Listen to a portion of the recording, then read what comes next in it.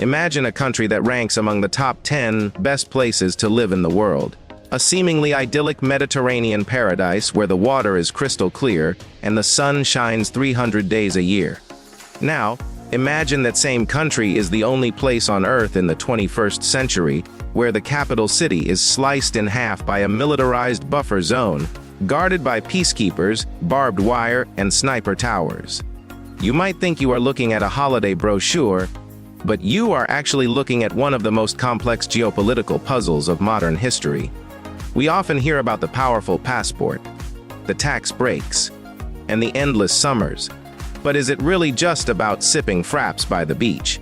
Or is there a price to pay for living on an island caught in the crossfire of empires for millennia? We are going not just to tour the beaches, but to walk the green line, navigate the labyrinth of a divided identity, and uncover the economic secrets that turn this island into both a haven for billionaires and a trap for the unprepared. This isn't just a travel guide, it is an investigation into the soul of Cyprus. Let's find out if this island is truly a paradise or a beautiful cage. To understand why anyone would choose to live here, we first have to understand where air actually is. When you look at a map, Cyprus appears as a solitary anchor in the eastern Mediterranean. It is geographically categorized as the Middle East, lying just south of Turkey and west of Syria, yet politically and culturally, the southern part identifies fiercely as European. This isn't just trivia. This identity crisis defines every aspect of life on the island. The most striking physical manifestation of this is the proximity to Turkey. As you stand on the northern coast of Kyrenia, on a clear day, you can see the Taurus Mountains of Turkey, a mere 71 kilometers away. This proximity is the heartbeat of the island's modern history. Since 1974, the island has been effectively sliced into two distinct entities. The northern third is the Turkish Republic of Northern Cyprus, a state recognized only by Turkey. It remains diplomatically isolated from the rest of the globe. The southern two-thirds, the Republic of Cyprus, is the internationally recognized state, a member of the European Union, and the destination for most expats and investors. But the division isn't just lines on a map. It is a physical scar running through the heart of the capital, Nicosia. It is the only divided capital city left in the world. Walking through Nicosia feels surreal. You can be sipping a cappuccino in a trendy European cafe on Ledra Street, surrounded by international brands, and 5 minutes later, you are showing your passport at a checkpoint, walking through a United Nations buffer zone.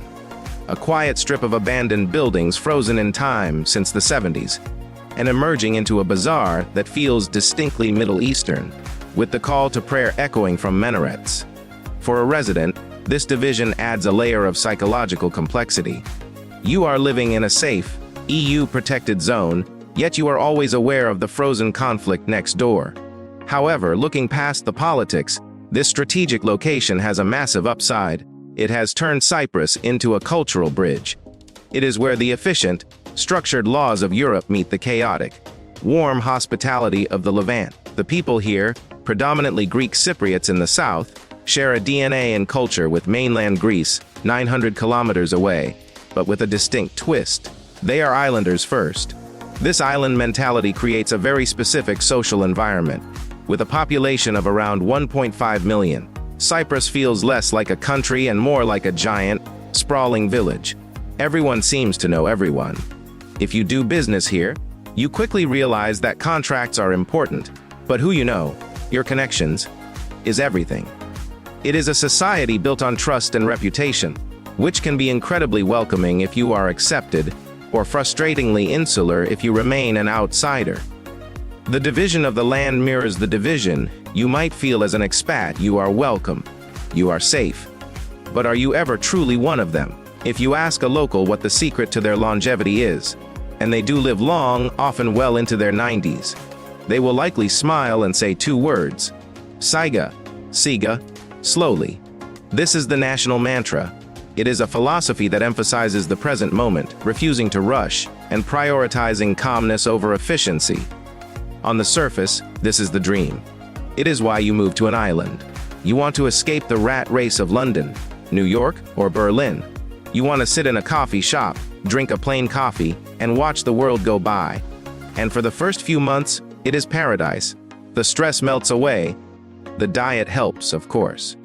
We aren't just talking about olive oil and vegetables. We are talking about a deep connection to the land. Unlike many island nations that rely heavily on seafood, Cypriots historically lived in the mountains to avoid pirates and malaria from the coast. As a result, their cuisine is surprisingly meat-heavy. Slow roasted lamb, pork souvlaki, and the famous squeaky cheese, halloumi. The soil in the south is fertile, fed by the mineral-rich runoff from the Troodos Mountains, producing potatoes and carrots that are exported worldwide. Eating local here isn't a luxury. It's a standard of living. However, Siga Siga has a dark side that travel brochures rarely mention. When you are a tourist, slowly is charming. When you are a resident trying to get internet installed, fix a leaking pipe, or renew your driver's license, Siga Siga can drive you to the brink of insanity. The relaxed pace extends to bureaucracy. Appointments are suggestions, not commitments. A promise that a technician will arrive in the morning can mean any time between 8 a.m. and next Tuesday. This cultural clash is often the first major hurdle for newcomers from Northern Europe or North America. You have to unlearn the urgency. You have to accept that shouting or demanding efficiency will not get you what you want. In fact, it will likely get you ignored. The stress-free life the statistics talk about is only achieved if you surrender to their timeline. If you fight it, Cyprus will be the most stressful place you have ever lived. Furthermore, the social rhythm is different. The day starts early, often at 6 a.m., to beat the heat. By 2 p.m. in the summer, the island shuts down for a siesta. Shops close, streets empty. If you try to run errands in the afternoon, you will find locked doors. The island wakes up again in the late afternoon, and dinner is a late affair, often stretching past 10 p.m. It is a biological rhythm dictated by the sun, and you either adapt or you suffer. There is also a fascinating nuance in the beverage culture that reveals the divide. While their Turkish Cypriot neighbors are avid tea drinkers, Greek Cypriots are fueled almost exclusively by coffee. Frappe in the summer, Greek coffee in the winter. Tea is viewed with suspicion. It's something you drink only when you are sick. If you order tea in a cafe, don't be surprised if the waiter asks if you are feeling unwell. It's these small cultural quirks that remind you you are in a place with deep, unwritten rules. Now, let's talk about money. There is a prevailing myth that Cyprus is a cheap place to live. Maybe 20 years ago, that was true.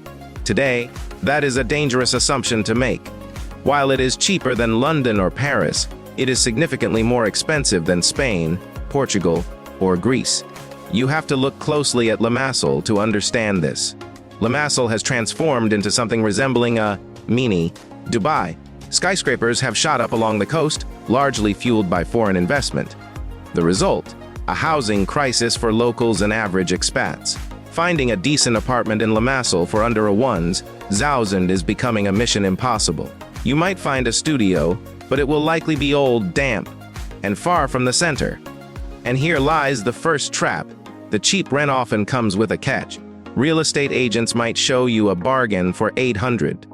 What they won't tell you is the condition of the building insulation.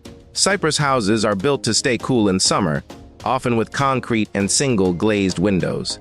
This means that while winters are mild outdoors, 10 to 12 degrees Celsius, indoors, it can feel like a refrigerator. This brings us to the silent budget, killer electricity. Electricity prices in Cyprus are among the highest in Europe. Because there is no natural gas network for heating, you rely on electric heaters or air conditioning units to stay warm in winter and cool in summer. During a heat wave in July or a cold snap in February, your electricity bill can easily skyrocket to $300 or $400 a month for a small apartment. That cheap $500 rent in a village suddenly doesn't look so cheap when you factor in utilities. Then there is the issue of transportation. You cannot live in Cyprus comfortably without a car. There are no trains. The British Colonial Railway was dismantled decades ago. There is no subway. Buses exist, but they are often infrequent and unreliable, especially if you live outside the main city centers. If you live in those charming, affordable villages like Mandria, you are stranded without a vehicle. And cars are expensive here. Import taxes are high, and second-hand cars hold their value inexplicably well. However, the real estate market has a much darker trap than just high prices: the title deed scandal. This is crucial for anyone thinking of buying. Thousands of expats have bought homes in Cyprus, paid in full, but never received the legal title deeds because the developer had mortgaged the land to a bank. When the developer went bankrupt, the bank came for the house. It is a legal nightmare that has ruined many retirement dreams. The rule here is simple: if there are no title deeds available immediately, walk away. Do not trust promises. But it's not all doom and gloom. If you step away from Limassol, places like Paphos or Larnaca offer a much more reasonable cost of living. Paphos, in particular, is popular with British retirees. You can still find that village lifestyle where a coffee costs $2 and a meal at a tavern is $2.15. The key is to avoid the glitter of the high rises and look for where the locals live. So, if it's expensive and bureaucratic, why are so many people moving here? Why are there Lamborghinis parked in Limassol and yachts in the marinas? The answer lies in two words: tax incentives. Cyprus has positioned itself as the supreme tax haven of Europe. For digital nomads and business owners, the non-dom status is the holy grail. Here is how it works, and this is what the basic travel guides miss. If you become a tax resident in Cyprus, by spending just 60 days a year here under certain conditions, you are exempt from tax on dividends and interest for 17 years. Let that sink in. In France or Germany, if you take profit out of your company, you might lose 30% to 50% in taxes. In Cyprus, zero. This policy alone has attracted a flood of Russian, Ukrainian, Israeli, and British wealth. It has reshaped the demographics of the island. You walk into a restaurant in Limassol, and you are just as likely to hear Russian or Hebrew as you are Greek. Digital nomads also flock here because the corporate tax rate is one of the lowest in the EU at 12.5%, and income tax doesn't kick in until you earn to $19,500. For someone earning a Western salary while living in the Mediterranean, the math is incredibly attractive. But, as with everything in Cyprus, there is a catch.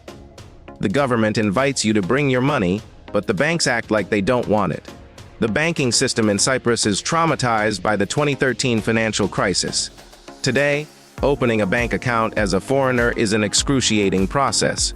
The Know Your Customer regulations are some of the strictest in the world. They will ask for your great-grandmother's maiden name and the source of every single cent you have earned in the last decade. It can take months to simply open a checking account. You have a system that is legislatively welcoming, but operationally hostile. And we must touch on the golden visa or permanent residency schemes. For a property investment of 300,000, non-Europeans can get permanent residency. This has fueled the construction boom of luxury villas that sit empty half the year. It creates a ghost economy. Beautiful houses bought for passports, not for living.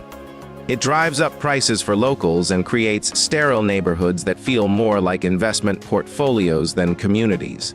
We have looked at the geography and the money, now let's look at the people. The social fabric of Cyprus is tearing under the weight of its own contradictions.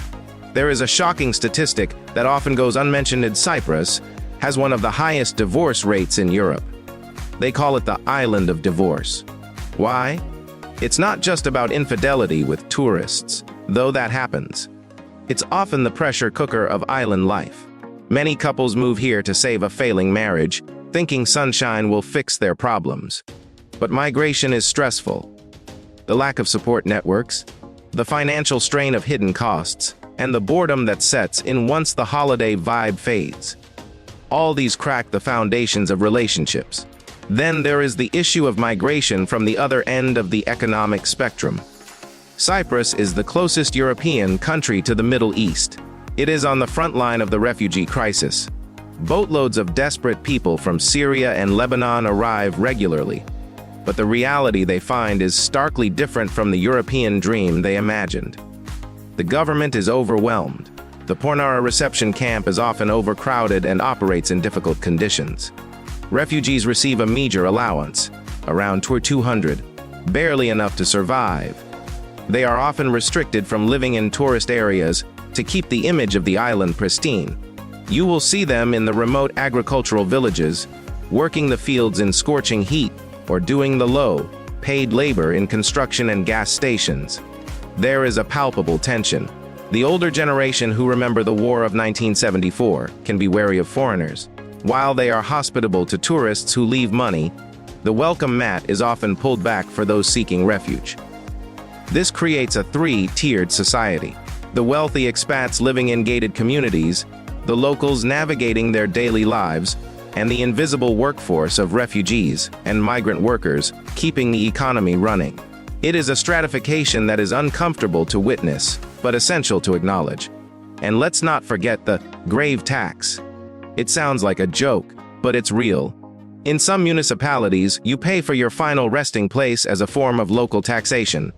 It is a quirky, slightly macabre reminder that in Cyprus, the bureaucracy follows you literally to the grave. There are two critical pillars of life that typical overviews completely miss, yet they are the deal breakers for anyone actually planning to live here: healthcare and education. If you get sick in Cyprus, what happens? This is actually one of the country's biggest recent success stories. A few years ago, Cyprus introduced GSY, the General Healthcare System. It is a universal health coverage system similar to the UK's NHS. If you are a legal resident and you contribute to social insurance, which you do if you work, you get access to healthcare for incredibly low fees. A visit to a GP costs a nominal amount. Prescription drugs are capped at a few euros. For a long time, healthcare was a worry, but GSY has been a game changer, providing high-quality care that is virtually free at the point of use. This is a massive incentive that often gets overshadowed by the tax talk. For families, the concern is education. Public schools teaching Greek. Unless your children are very young and can adapt, this is a major barrier. However, because of its colonial past, Cyprus has a dense network of English-speaking private schools. These aren't just international schools. They are institutions that follow the British curriculum strictly. The cost is significantly lower than similar schools in Dubai or London, making high-quality education accessible for middle-class expats. This is why you see so many families moving here, not just retirees. But to access any of this, healthcare, schools, tax breaks, you need the right piece of paper. The immigration system is a color-coded headache. There is the pink slip for visitors, the yellow slip for Europeans, and various categories for investors. Navigating this requires patience and, usually, a lawyer. You cannot just show up and stay. The days of flying under the radar are over. As we piece together this puzzle, the image of Cyprus becomes clearer. It is not just a beach destination. It is a country of extreme resilience. It is a place where people have learned to rebuild after empires fall, after invasions, and after financial collapses. It is a land of paradoxes. You can ski in the Troodos Mountains in the morning and swim in the Mediterranean in the afternoon. You can do business in a high-rise office and buy vegetables from a donkey cart on the way home. You can live in a modern European state that still feels like a traditional village. But is it worth living here? If you are looking for a seamless, automated, high-efficiency life like in Switzerland or Singapore, Cyprus will break your heart. You will hate the dust, the delays, and the driving. But if you are willing to trade efficiency for humanity, if you are willing to accept that life happens at a different pace, and if you can navigate the complex layers of history and bureaucracy, Cyprus offers something rare: a life that is truly lived outdoors, a safety that is hard to find elsewhere, and a community that, once you are in, treats you like family. We started this journey looking at a top 10 list, but we have ended up somewhere much deeper. We found a divided capital, a tax haven with a difficult banking door, and a paradise that demands patience. The beauty of Cyprus isn't just in its blue waters, it is in its ability to survive and thrive despite its scars. It is a place that forces you to slow down, whether you want to or not. What surprised you most about the reality of life on this island? Was it the divided capital, the tax incentives, or perhaps the island of divorce phenomenon? I'd love to read your thoughts in the comments below. If this deep dive gave you a perspective you won't find in a travel brochure, share this video with a fellow explorer who appreciates the truth behind the postcard. Make sure to subscribe so we can continue peeling back the layers of the world's most fascinating nations together. Until the next journey,